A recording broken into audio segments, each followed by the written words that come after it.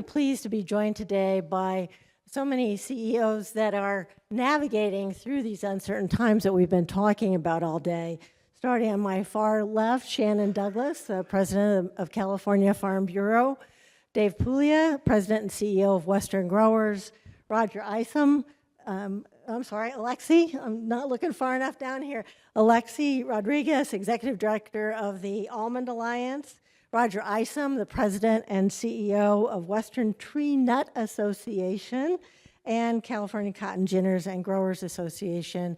And Natalie Collins, the President of the California Association of Winegrape Growers. So we're covering everything across the California spectrum of crops, and so we wanted to bring these folks together to share with you how they truly are trying to deal with a wide variety of issues confronting California agriculture and beyond. And as I've told my staff, it always seems like you see some uncertainty and you think, wow, how could it ever get much crazier than what it is? But almost every day in our world of reporting, you get up and it's like, oh, did they really do that? And then about an hour later, it's like, oh no, it changed again. And then maybe a day or two later, it changed dramatically from that. So our motto is kind of expect the unexpected, because that seems to be what we're dealing with on a lot of different fronts. So just to kick off, I wanted them to share with you some of the things that are at the top of their one or two issues that are keeping them up at night and really at the forefront of where they have their most concerns. So Shannon, I'm going to let you kick off and we'll work our way down. Yeah, perfect. Thank you, Sarah, and thanks for having us here, and it's great to dialogue with our whole panel today. You know, I would say when we talk about the things that are keeping me up at night, really that comes down to what's going to keep our members in business. And I know I've talked to a couple people, as you guys heard earlier, about the regulatory cost study. So thank you so much, Sarah, for putting that on your panel and sharing that. I don't think that's been widely shared enough, and I know our friends at Western Growers just released. I just saw it. I haven't looked at the whole report yet, but the challenges that are facing our California growers, and they are very wide. But I think that when I talk about the challenges they've had, and those are really what keeps me up at night, but it's this combination of then the impact of that. And so while you guys heard earlier today that over the 17 or so years we've seen that regulatory cost increase of about 1,400%. 13 at 88 or something if you're keeping track. But in the last 10 years, we've seen a loss of 20% of California's farms. And that's disproportionately the small and medium-sized farms. Those are our farms with diverse ownership.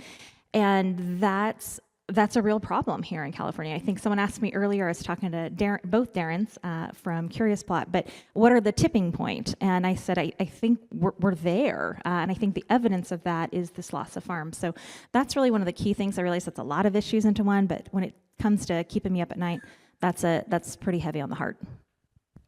Dave? Yeah, I think there are things that have plagued my sleep, but maybe haven't kept me up all night for many, many years. Shannon just went over the thing that has kept me fitfully sleeping for a long time, which is Sacramento. I mean, I'm worried that we're past the tipping point. I think the consolidation in this industry, the flight of ag capital out of California. Mike Way was very compelling, I thought, this morning, talking about their investment in South Carolina. I've seen our own members operating in Peru, and they're scaling up there. And so I have a very serious kind of long-term headache with all things California, because, as I often like to try to remind legislators and regulators here, economics always wins. Your standalone policy proposals are probably defensible in their own right, but the accumulation of them over decades layered on top of one another without any logical connection or any tie to what the competitive environment looks like in other states and other countries, you're going to kill the industry. And I think we're on that path, unfortunately.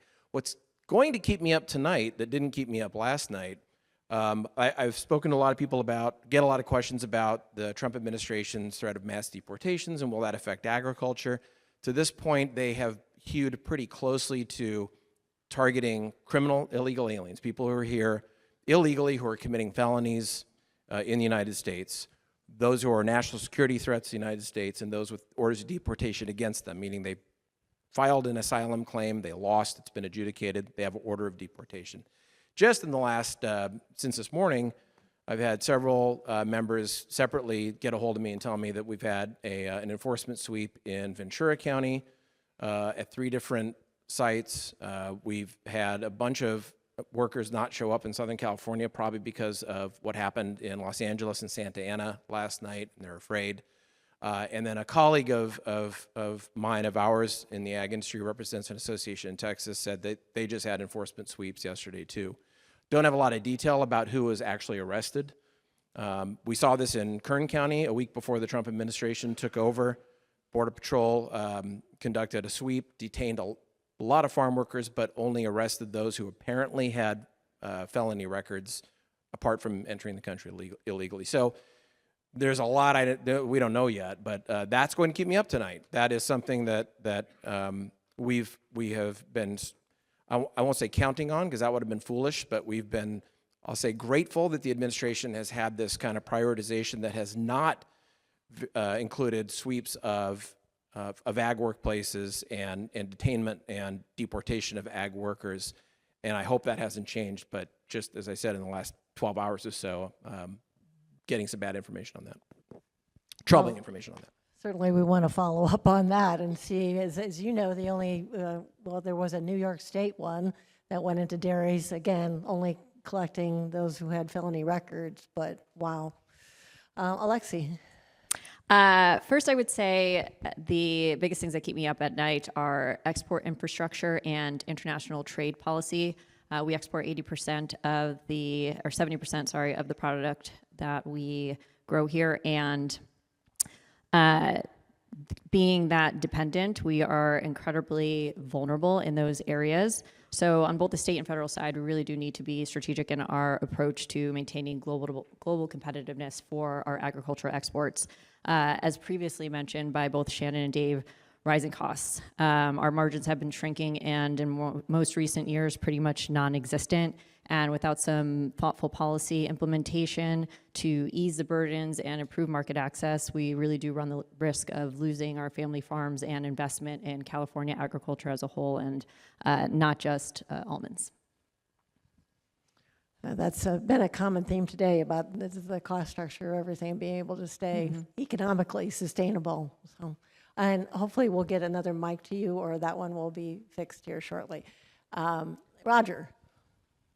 Can you hear me okay? Okay, great. Yep. Well, I think the first thing is try to recover my eyesight tonight, because I blinded up here if I can see. No, I'm gonna continue the theme. For me, it's affordability and our members' ability to stay in business. I lost 3 members this last year due to bankruptcy. I've lost 10 members in the last 2 years on the tree nut side that just literally closed their doors and walked away because they could not afford to make it work. And that's very concerning. Tree nuts have been pretty good. I mean, walnuts obviously have taken a big hit here recently, but still not to the point where we would walk away, and yet we've seen that. One of those left 7 years ago before this really hit and moved to Texas. And I talked to him here recently just to see how he was doing. We've been friends for a long time. And he said, I can answer it this way. He says, I have not seen a regulator since I've been here, and I have not filled out a regulatory paper report since I've been here. And so he says, I'm doing pretty well. And I think that's the difference between anywhere else in the country and trying to do business in California. Just to follow up on that, Roger, before we turn over to Natalie, do you think you heard anything different from the 2 legislators who were on stage earlier? Maybe you weren't here for that, but I actually heard things about affordability and perhaps maybe being able to streamline some things. Do you think any of those messages are starting to get through? Affordability is the buzzword, but right now that's all it is. When you look at some of the bills that we've been working on this year, one of the things, biggest cost for us is electricity.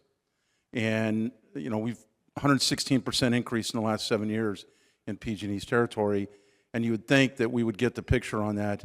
And yet there was legislation that would undo all of our solar contracts at 10-year mark. And so, no, I Until we actually see something, I'm not going to believe it. It's just talk at this point. Natalie, how about you? What's keeping you up? Yeah, I'm following the theme here. Certainly the thing keeping me up most is just market uncertainty for the California wine grape industry. If anyone's been following along, last year we recorded our lightest crush in the past 20 years. And this was not due to any weather-related event. It was simply market uncertainty.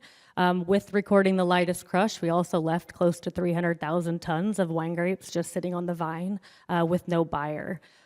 We are really at a perfect storm in the industry, from changing in consumer preferences to having a much harder time competing internationally with the amount of foreign bulk wine that is continuing to come into the U.S. So the first thing, that keeps me up at night is getting those calls from growers, hearing generational farmers going out of business. That weighs really heavy on, I think, all of us that care so much about these associations and these industries.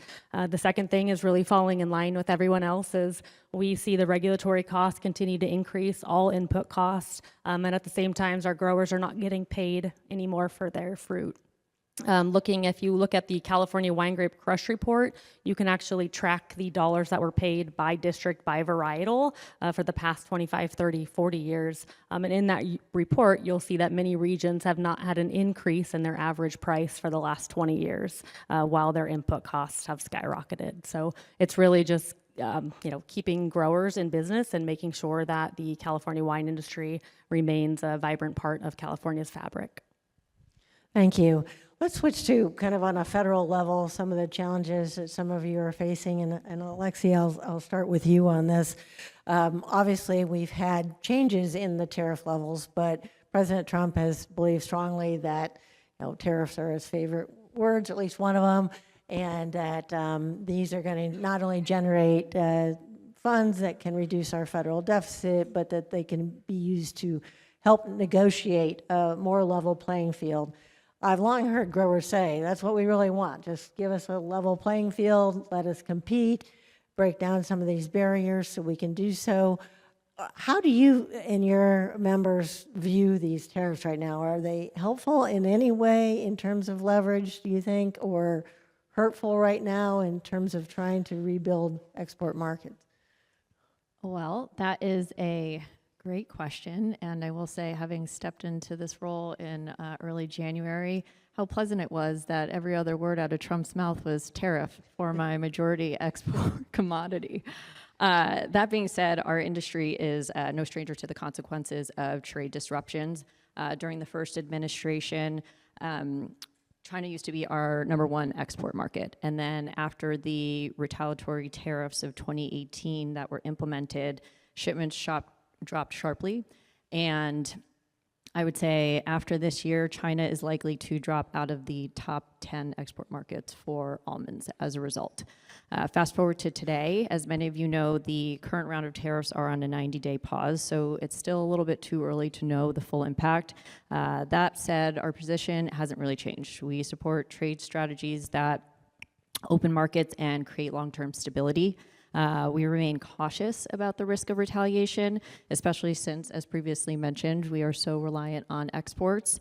But at the same time, we are very encouraged by the signs of renewed talks in several of our key markets. There's a real opportunity to strengthen these trade relationships and to expand access for almonds. We're hopeful that the current negotiations will lead to more open and reliable export opportunities. All right. Others that want to jump in on how you see the impact of these tariffs? I'll just add a little bit. I have to be a little cautious because I'm what's called a cleared advisor. So I serve on the Ag Policy Advisory Committee for Trade, I think it's called. So this is a fairly public event, so something I say could get me off that committee. But we do have visibility to the texts of trade agreements and trade communications between our trading partners in the United States before they're public. So we see a lot of interesting stuff. I think that and I will say this, the manner in which this is being done would leave a lot of us, shaking our heads, right? The Canada-Mexico stuff has made me a little bit crazy. Those are our top 2 export markets for specialty crops. Canada #1, Mexico close behind #2. Immediately after the president announced his intention to slap the fentanyl tariffs on Mexico and Canada, I had members telling me that they had contracts that were being voided by some of the Canadian retailers. Now those have kind of come back because we're California. We produce the most and the best of a lot of stuff, but still very, very disruptive to supply chains. But having said all that, I do think I would agree with Alexi. I think there are some potential upsides coming out of this, particularly around not so much tariffs. All the tariff levels will be negotiated; they'll be set. Most of this discussion kind of publicly is about tariffs. As Alexi said, she kept hearing that dirty word every 2 minutes when she took the job. What we are not really talking about very much, and I think it deserves more attention, are non-tariff barriers. That has plagued our industries, the specialty crop industry, for a very long time, especially certain Asian countries that always seem to find a phytosanitary reason to block our products at the port, which is not usually a legitimate reason. I think that this administration is serious about going after non-tariff barriers in a meaningful way. We'll see, but that gives me quite a bit to be positive about. I'll jump in. I know, tariffs are obviously a double-edged sword for us as wine grape growers. A lot of our input costs have gone up with tariffs coming into the country, but as I stated in my opening, we have a real issue with the amount of bulk wine that is imported into U.S. and specifically California. And what bulk wine is, it is finished wine that is shipped over here in large flexi tanks or bladders, and it's being brought in by the largest wineries who are also the largest purchasers of wine grapes locally. The ability to bring in foreign bulk wine at costs that we simply cannot compete with. We cannot grow grapes for the costs that they're able to bring this bulk wine in at, has really put us at a disadvantage. And looking at tariffs, again, that are targeted, that are very focused in a case like bulk wine, could benefit California wine grape growers greatly.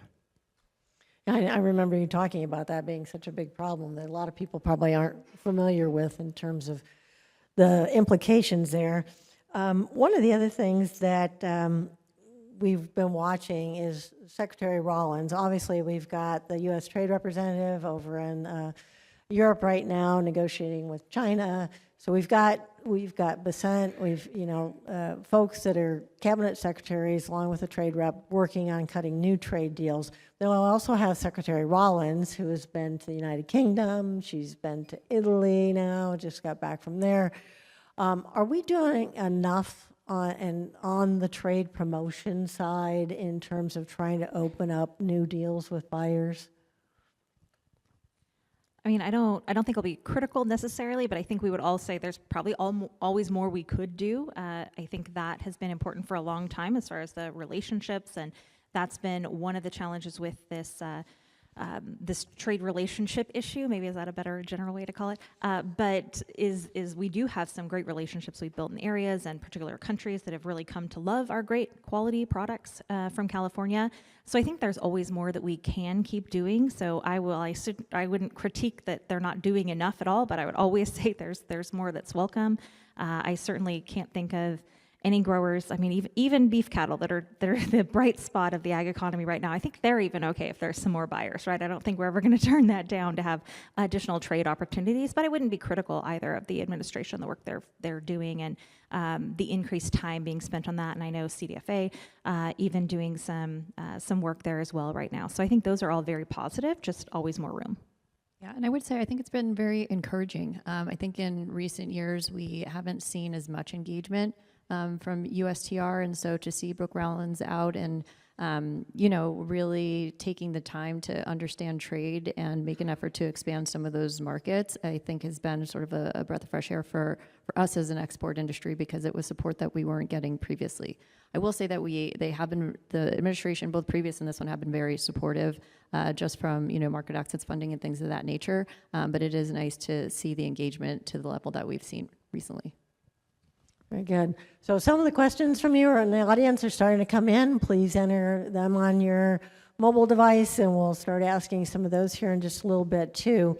Roger, let's go to you. In order to be, of course, a strong exporter, you have to be able to get product to the port, and you have to have people that are willing to be able to ship it out. A lot of ports have really made heavy investments on the East Coast. I think Port of Savannah you look at that, and it is like amazing how much automation they have there.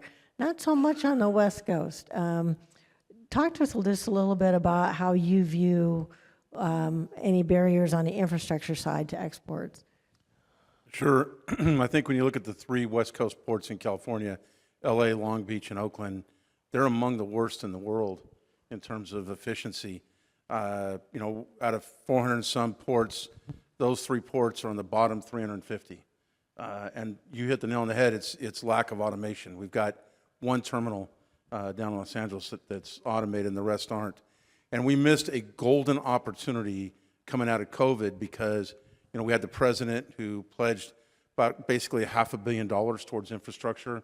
We had Governor Newsom and his administration pledging about $250 million towards this. And we didn't see a single penny go towards automation. And I think that's a huge mistake. If you look at the #1 port in the world, Shanghai, they can unload and load a ship in less than a day. And even on our very best day, it takes more than almost 2 days here in California. And that's at the best, and we've seen it far worse than that. And they're doing 50 million TEUs a year compared to our 20, at our best efforts. So I think automation is the biggest issue for us. Layer on top of that, what I see could have been a huge debacle, and that's the mandating of all of our drayage trucks and that to be all electric. For us in the Valley, we can't get over the Grapevine or over the Altamont Pass with an electric truck. It doesn't work. And we don't even have the infrastructure to do that. So thankfully, that's been put on pause for a while, and we can still use our trucks. But even that, we're using these, latest Tier 4 diesel trucks. They're very expensive, and they pass that cost on to us, our members. And so that's another big challenge. Those 2 things need to be fixed in order for us to remain competitive. I think on that front, if you're okay, Sarah, if we talk a little bit about automation in general, I think some of us were talking outside about the need for increased automation in agriculture and some of the challenges we have. And it might be fascinating to anybody that's not, dealing with the challenges we see on a day-to-day basis as a farmer and a business owner, that here we are in California. I talked about all these regulatory costs we have, and yet we are so far behind in terms of things like automation. So NBC Bay Area did a great story a little over a week ago, 9 or 10 days or so ago now, about our challenge of driverless tractors. And so you can be in San Francisco driving around and have both sides of you be a driverless car, driving through a school zone and through lots of crosswalks. And I watched one the other day make what I thought was way too wide of a turn that I would have done as a human into a lot. But it's not considered something we can do yet in California to have a driverless tractor. And yet 11 other states can do that. And we already talked about the competitive disadvantage we're at. But here we are in the kind of the tech center, certainly of the United States, and we're behind on that front. And certainly many others, some areas of drone technology, where the technology is there, I should clarify, the technology is here, but our ability to access that is so limited in California because of our regulatory environment. So I think that's just an important thing to highlight. So, and thank you, Roger, for highlighting the automation at the ports. There's so many ways we could have some better advantages and not have our people leaving the state, as we know is happening so frequently. I'll chime in on that too, Shannon. Great points. I think we have an industry here that is ready and willing to adapt to, you see how much new technology is implemented across all of agriculture. We're just waiting for the regulations to catch up and make us or allow us to be more competitive. Being the only place in the entire world that doesn't allow autonomous equipment. When Sarah talked earlier about what it means to play on a level playing field, this goes into it as well, having the same opportunities as every other producer to implement technology that makes our operations more efficient. Yeah, Go I ahead, would just Em. say I think there's a fundamental issue at play that we really need to figure out, and that's there seems to be a very progressive attitude towards the urban areas of California that isn't applied to the more rural areas, and I'm not quite sure why that is. But I think if we could figure out how to communicate, the necessity better, it would help to alleviate some of these issues that we're talking about here, because we really do need to adopt this mindset of continuous improvement, continuously investing in the technology that's available and then applying it versus these one-time decisions that they happen and then you're waiting decades before the next one happens. So collectively, have you and your members been having some of these meetings? I know you've been having the discussions, but do you feel that there's any more movement on the needle towards getting rid of the regulatory burdens on autonomous tractors or vehicles? I'll make a bold prediction that blockage will fall away relatively soon. The state, as Secretary Ross properly said, it's not Cal OSHA that's the problem. It's the Occupational Safety and Hazard Board of California, which is appointed.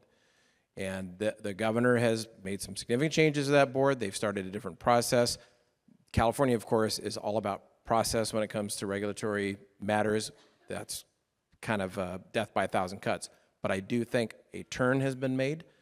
I think it's taken way too long. A lot of us have had these conversations with the administration, with both Cal OSHA staff, with the OSHA board, with the governor's office. We've had too many conversations just to get this little pivot in place. But I do think that this one's going to fall away. But I don't say that as praise for California. It should never have come to this. As my colleague Walt Duflock said earlier this morning, we were talking about the autonomous tractor issue. Credit to Arizona for looking across the border and, with a little bit of a nudge from one of our colleagues, Robert Medler, seeing the opportunity to steal a little bit of the game from California and let autonomous tractors come into Arizona quickly. They're on it, and so they're capturing mind share around this issue. We have members in 4 states, and so I've got members in California, members in Arizona. They'll figure out a way to invest more in states like Arizona that show that willingness to meet them where the economy requires them to be. And so, I'll say I think this roadblock on tractors in California is going to fall away, but it should have never come to this. It's embarrassing that it has. So let's switch gears just a little bit to the immigration front, because one of the questions came in, I think perhaps triggered by your comments, Dave, about how can we help members deal with these threats over deportations and the risks that they might, how do you even communicate about that to some of your grower members? Anyone have thoughts on that? Yeah, I think we all probably have been communicating to our members basically best practices. Make sure your employees know what their rights are. Make sure they know how to access legal resources. Make sure you have your I-9 audit complete, self-audit complete, so that you're as well protected as you can be. There are a whole host of things the employer and on behalf of their employees, the employer should do to prepare for a moment like this. But as we saw in Ventura today, if the feds decide to conduct a raid, they're going to conduct a raid. We can't stop that. We can advocate. We have been advocating. We'll continue to advocate that it is, in my view, both economically and politically foolish to gut the workforce of the food producers of this country. In many of those areas around the country, by the way, those are red areas that helped this president get elected. And so I just, from a political hack standpoint, which is what I really am, I think it'd be crazy to go around the country and sweep out workers from dairies and from meat processing plants and from our facilities. I think that's political suicide. But they do have a mission to deport a lot of people, and if that expands into our industry, we're going to have to be much louder. So President Trump has said during a cabinet meeting that he'd like to find a way to keep the good guys, so to speak, that are working and have been working on farms for a while, and find a pathway so that maybe they have to go back for a little bit, but then they can come in legally. Does anybody know what that really would look like, or whether that's a serious? I'm not going to keep taking this on. Somebody else can jump in. But that is a very opaque reference to the Goodlatte proposal of some years ago. Bob Goodlatte from Virginia would have required our workers here, undocumented, to go back to their home country for a touchback, he called it, for 6 months. Then they would be able to come back as H-2A workers. That doesn't work because we'll never see them again. Many of these folks haven't been back to their quote-unquote home country for over a decade. I do think, though, what the president was signaling was an understanding that agriculture needs an ag workforce solution. I would continue to press for the Farm Workforce Modernization Act or some version of it It passed the House on bipartisan votes twice in 2019 and 2020. Had it been signed into law in 2021, had it made it to the president, he would have signed it. It would have saved ag employers using the H-2A program by now over $3 billion in wages. The adverse effect wage rate, which is the H-2A wage rate, would be something like, I have a cheat sheet, sorry, about 13% lower nationally today than where it is. So it's a crying shame that that bill didn't get through the Senate. I can get on a soapbox and talk about why that is, but ag wasn't united. Most of us wanted that bill to get to the president. Not all of us did. I think holding out for the perfect, being the enemy of the good, and here we are. So often happens when agriculture can't stay together, and there's a question that came up about that as well. But let's turn back to Sacramento just for a second. Shannon, you and some others were disappointed about the proposed tax credit that was aimed at boosting farm employment opportunities, assisting farms in California, but it failed to advance. So what do you see as a future for that type of credit, if at all? Is it gone, or is it going to resurface in another iteration? You are so hopeful that we can see the future on these things, Sarah. I really appreciate your faith in us. I think it's something we'll see again, and we've had some really good dialogue because of it. So we're really appreciative of working with our many of our partners, of course, but including COG and our teams that worked on that. And if you're not familiar, this concept we've had overtime in place for a couple of years now, and this tax credit would have allowed you to get a payroll tax credit on the overtime wages paid. So we certainly had some people with some concerns as far as how that would work income tax-wise in a time where our farm economy is at the moment, where there's not exactly income, but really it's very specific to being a payroll tax credit. And what we know from that is that once overtime rules were in place, and it really meant that our farmers, as we probably all, I would bet, had predicted, our farmers were not going to keep people past 40 hours a week, basically. We knew that was what's going to happen. And as a result, that meant that our employees were not going to make as much money, or they were going to need to get an additional job. Right? And so we have seen that happen. We have really strong data about that out of Berkeley, actually, of all places, that's really justifying what our position was and still, of course, is. While that died, I do think there is still really good dialogue about what that has meant, and the fact that in this case, a regulatory burden on a farmer, and what that meant for the employees, and what that meant for the people of agriculture, and that being a very negative consequence, not just on a farm family, on those families, and these families that are integral parts of our communities, and the strain that has been on them. It's been quite substantial. So what I hope is that it leads to more dialogue, rolling things back in California, always a big challenge, but right now we've got some people in down the block here that have an interest in some tax credits for Hollywood, and I think almost all of us here, I would imagine, we would agree that maybe food's pretty essential. So perhaps we should be looking at our most essential industries, our industries that cover top to bottom of the state.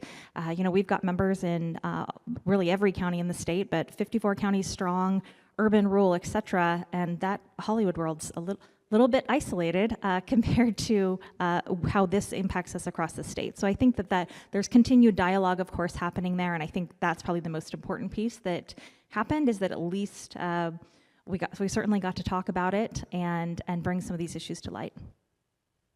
I'll add into COG and Farm Bureau sponsored that bill earlier this year, and we did have 35 farm workers make their way to Sacramento to testify in the subcommittee hearing.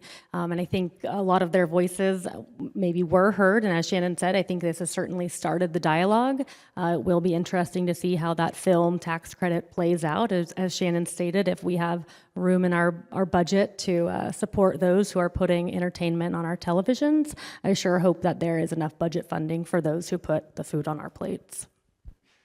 So another question came in regarding labor, really more focused on workforce, and that is, what do you see as changing needs in the workforce of your growing operations? For example, how is the talent need going to shift as you look ahead? I think Secretary Ross did a good job of teeing up a lot of different workforce collaborations, trainings that are going on. because of the automation that is developing, and just not only the people inventing them, the people who are going to have to repair them. What do you see as some of the new crucial workforce needs within your organizations? Yeah, I would definitely, I'll jump in. Automation's not going anywhere. New technology is not going anywhere, especially with the rising costs of labor. You just have no choice but to automate. AI, I think, is coming on the scene in a very big way. So I think identifying a workforce that can help to integrate AI into your business practices is really going to help alleviate a lot of those stresses. So those are the two areas where I think you should definitely be focusing for your workforce. I'll add just like an anecdotal story that I thought was so interesting from one of our growers up in the north part of the state.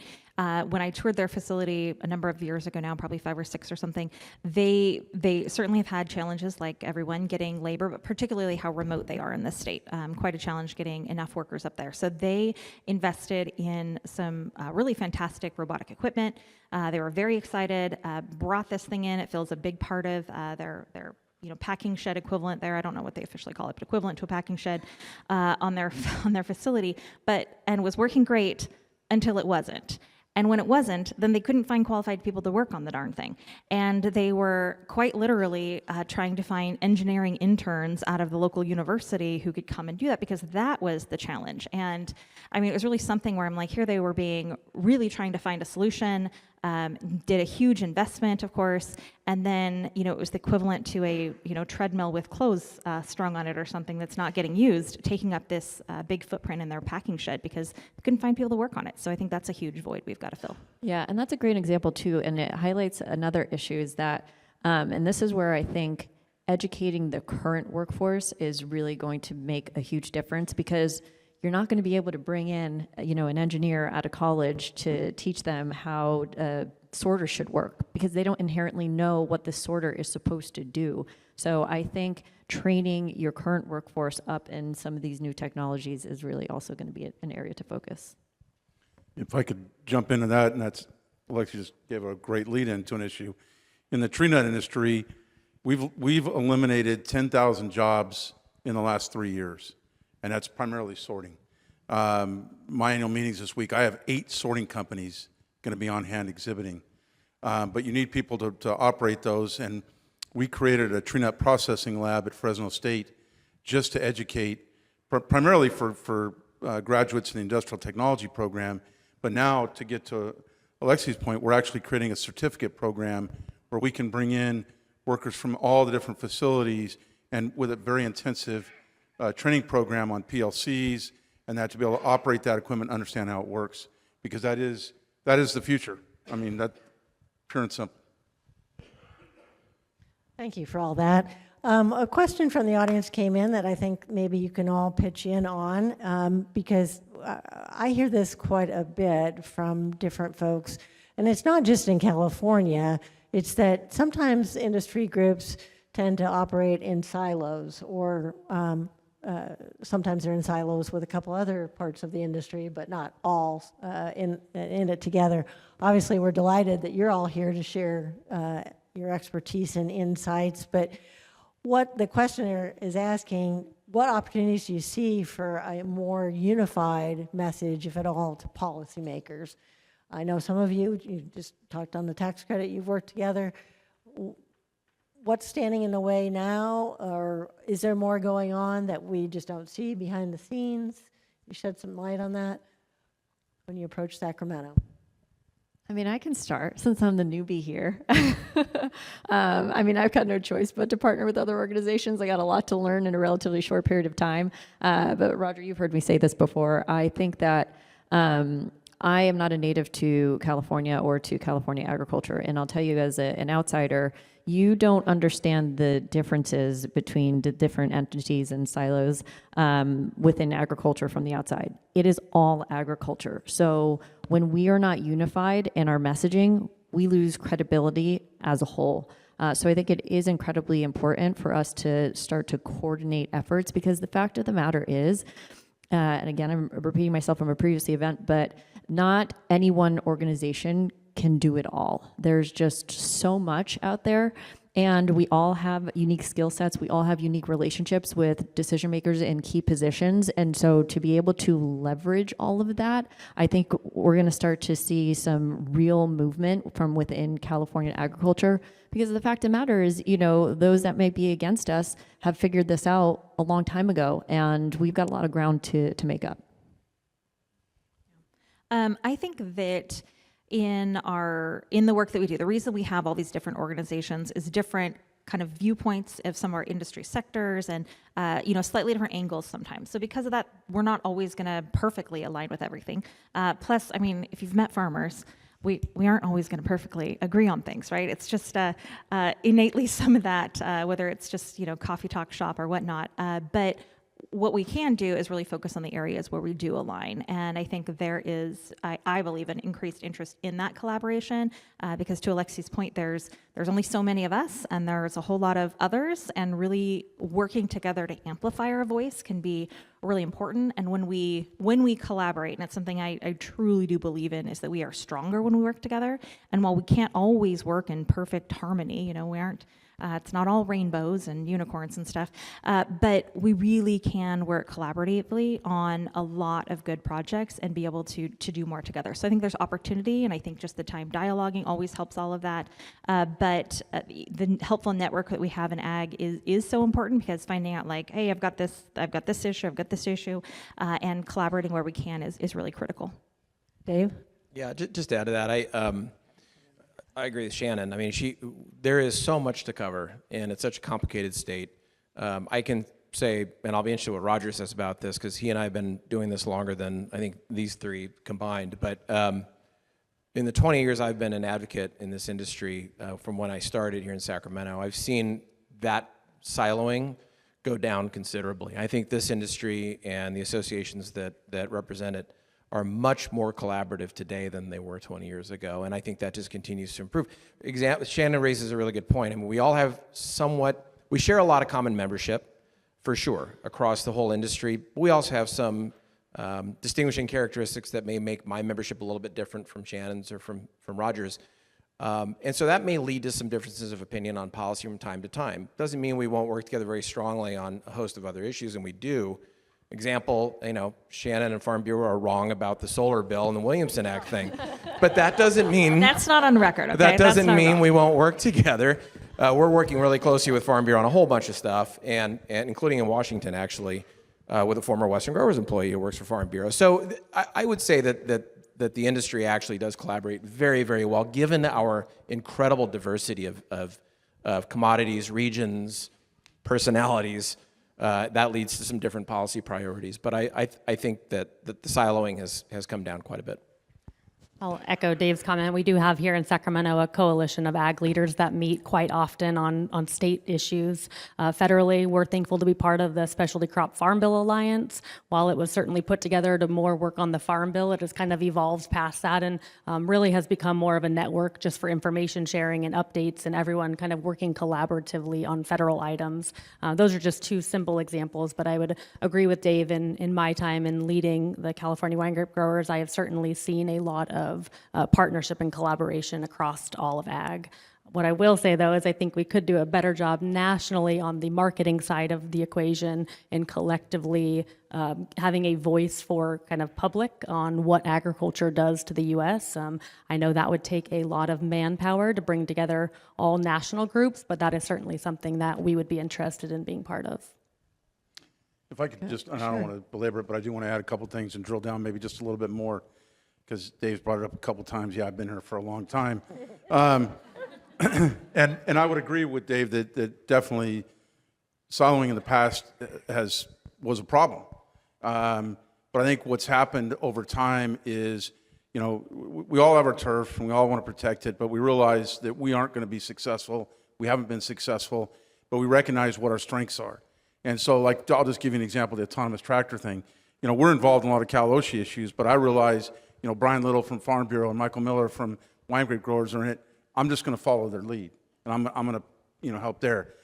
Gail from Western Growers has been involved in a lot of water quality issues that we're heavily involved in. But we're going to work with Gail and Dave's team because they're involved in that. And so we just have to, put some of those protections down and be prepared to work with these other groups, or we just aren't going to be successful. So a couple questions came in that kind of build on something that you just said, Natalie, about we should be thinking about how could we market more with a holistic message, asking about have the trade associations thought about working together to market agriculture through a multimedia campaign? Didn't California try that already? And I mean, you've got different efforts that have been done by some trade associations, but perhaps there was not a unified one throughout the state. Would there be enough money to even do that? See how everybody's volunteering to speak to this so quickly? Come on. I guess the closest thing would maybe be California grown. It's not well funded. When you talk about this, this is challenging because this is where I think we do all have a little bit of turf consciousness because we all have budget limitations. We all have priorities around either a single commodity or a group of products, specialty crops in my case. Shannon's got dairy, for example. I'm not going to want to fund a campaign that bolsters dairy necessarily. Done right as a unifying, holistic marketing strategy, I could certainly get my arms around that. I just think you have to be realistic. If you're talking about California alone, you've got a state of nearly 40 million people. To move the needle at all in public perception in a state like California it requires a sustained multi-million-dollar campaign for many, many years, and not just a few million, multi-million as in at least tens of millions per year, in my opinion. I could be wrong about that. And so I think that's kind of been the industry's challenges is coming up with that sort of monetary firepower and unifying behind it and then sticking to it. And you see some industries right now, for example, running very sharp, pointed advertising campaigns about policy in California, the oil industry particularly. I don't know what they're spending, but I can guess. And it's going to take a lot more than they've spent so far to move the needle around here. So again, I'm very open to this. I do think there's a need. I haven't figured out how to get us all, especially with the checkbooks that we need to make it work. Yeah, it's one thing communicating to an ag sort of base, but when you're talking about consumer media, the price tag goes way, way up. So that's a much different challenge. Just switching gears here a little bit, and we'll end with a somewhat of another question related to it. But this morning we talked with Walt and others, Rob and Mike, about some of the investments that we need to make. And one of our questionnaires wants to know, what do you see as the most urgent investment needed to position California for success for the next 25 years? So we're talking long term, so you can dream pretty big and far out here. Roger, can we start with you in terms of what you see as an urgent investment? Water, whether it's infrastructure from a storage standpoint or conveyance and groundwater recharge projects. By far, at least for the industries that I represent, that is the most urgent investment that needs to be made. Second to that would be energy, and I don't know whether it's going to be electricity or hydrogen, but if the state is going to continue on its track, something's going to have to be done there on that infrastructure side of things. Okay. Shannon?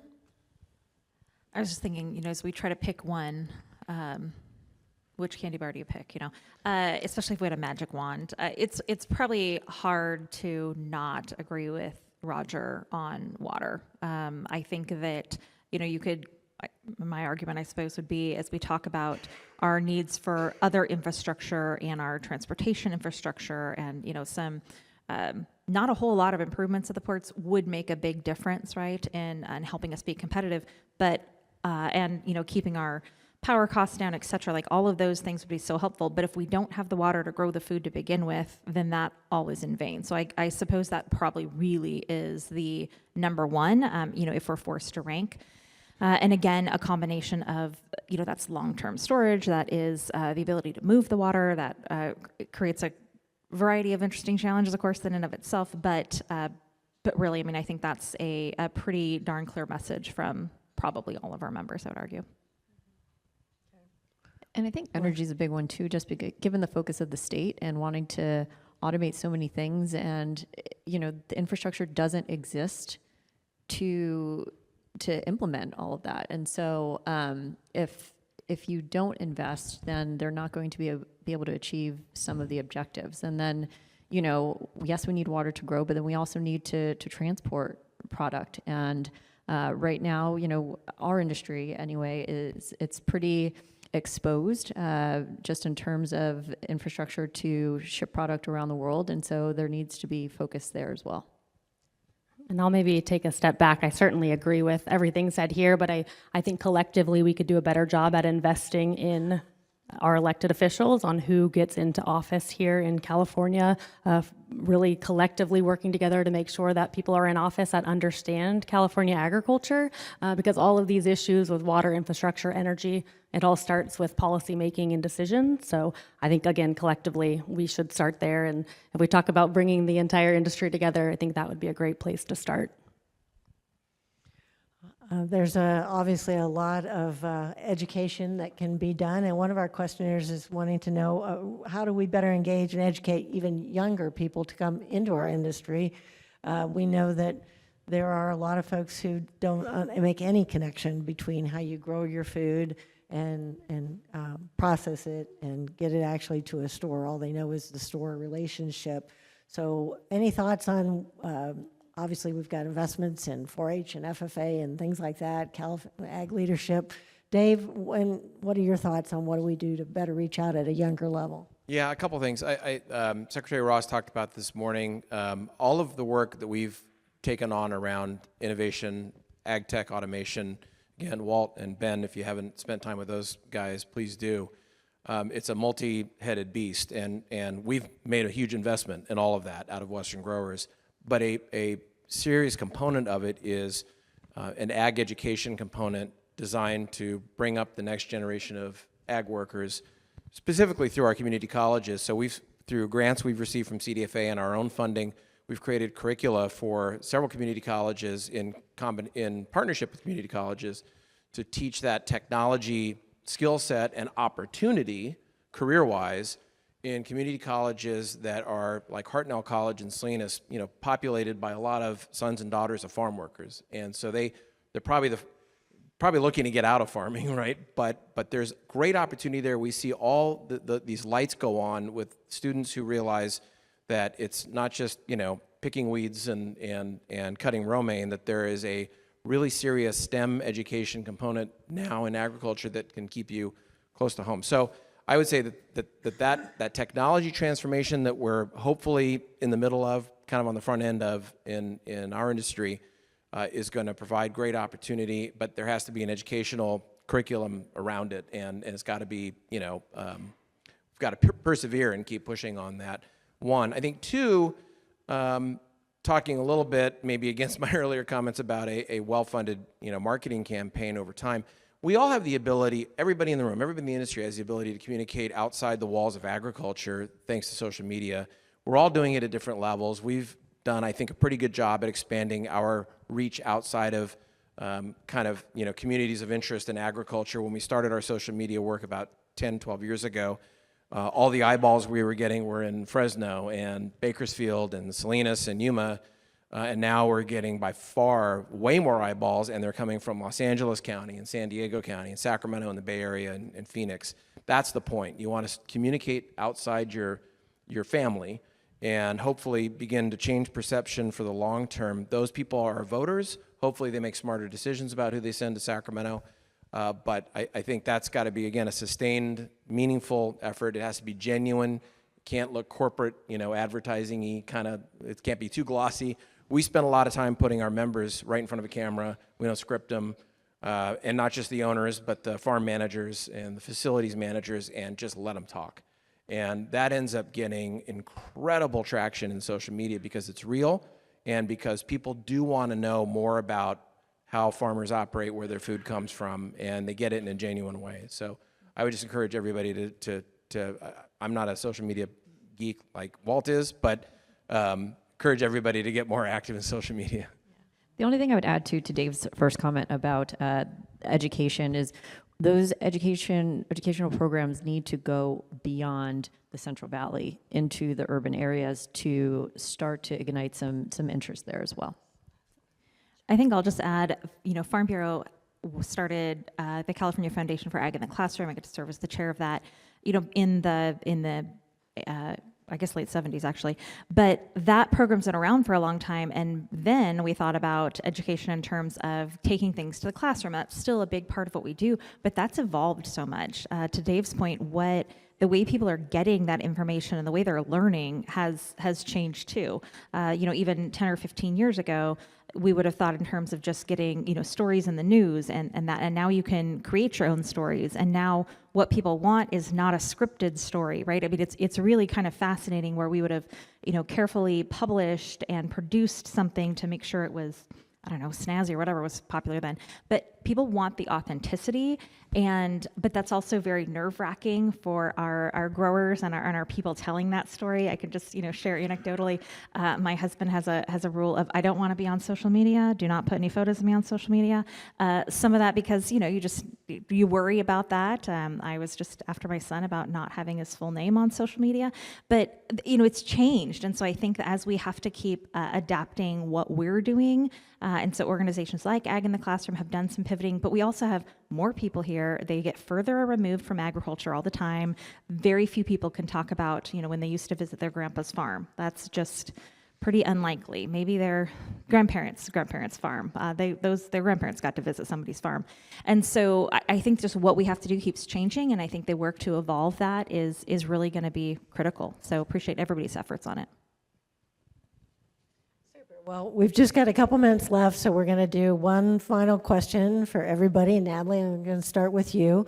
So we've been talking about concerns, we've been talking about challenges, but we want to end a little bit here on a high note about what you're most excited about as you go into the rest of 2025 and 26 for your organization. So looking short term, what's exciting for you?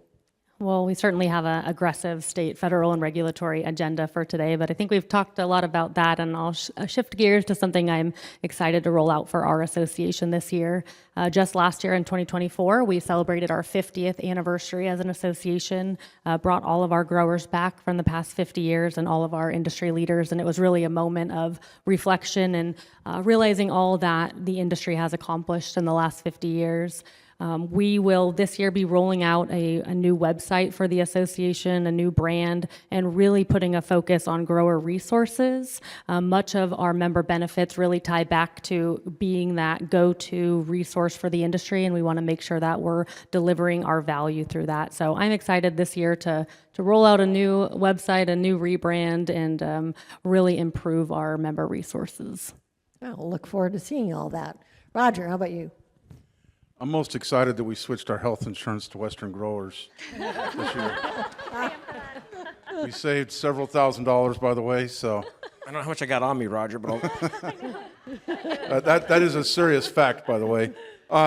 No, I'd say probably beyond that, the thing we're most happy about is that despite the tough times we've had here recently, we're still staying resilient. We've actually continued to grow our membership. And so we're happy about that. And we just got done talking about kind of the education thing. I think that's important, and I wouldn't take away anything from what everybody said. But I think there's 120 people up here in Sacramento that need to be educated as well. And we've really ramped up our efforts in the last 2 years to spend time and money and effort there, and we're going to continue to do that this year. Thanks. Alexi? Yeah, so one of the things that we didn't really get to touch on today, but I am very excited about is, with our relationship with the Almond Board of California, is to really start to tell the California almond story in a different way. We do so many wonderful things for the environment that we don't get credit for, be it carbon sequestration, zero waste. We are leading the industry in developing pollinator habitats. Water efficiency we've increased. We reduced the amount of water needed per pound by 33%. So really making sure that message is getting to where it needs to be to consumers and policymakers. I think that's going to be a big effort for us this year. I'm also really excited just about the progress that we've made with trade expansion and market access. We've got some, early indicators that show that, especially in our key export markets, that we might see some movement there. And then just strengthening collaboration across the industry. I think we can all agree that the challenges we're facing, not only as agriculture, but as a state and as a country, they're very serious. And we are not going to be able to address them alone. We really do have to partner together. So I'm excited to be a part of that process and to help have a voice in developing practical solutions for the future. Thanks, Dave. Well, now I'm really excited about Natalie's suggestion that we get ourselves unified on political action, because I'm all in on that. So let's go, because she's absolutely right. I think this industry has a lot more political firepower than we've been able to muster and spend and target before, and I could go on and on about that. But Natalie, I'm in. Let's go. And 50 years for you, I'm excited. Next year, Western Growers hits its 100-year anniversary. So looking forward to a nice celebration on that. And thank you, Roger. I know, you got a commercial baked in, that's pretty good. I would say for California farmers' perspective, I'm really excited about the way our organization is continuing to evolve. And there's interesting challenges in all the work that we do. But as an interesting anecdote that I think has merit to share is that this last year, we added a county farm bureau for the first time in 65-ish, I think, years, because Farm Bureau's been around for about 108 years now. And adding a new county farm bureau, it was San Francisco.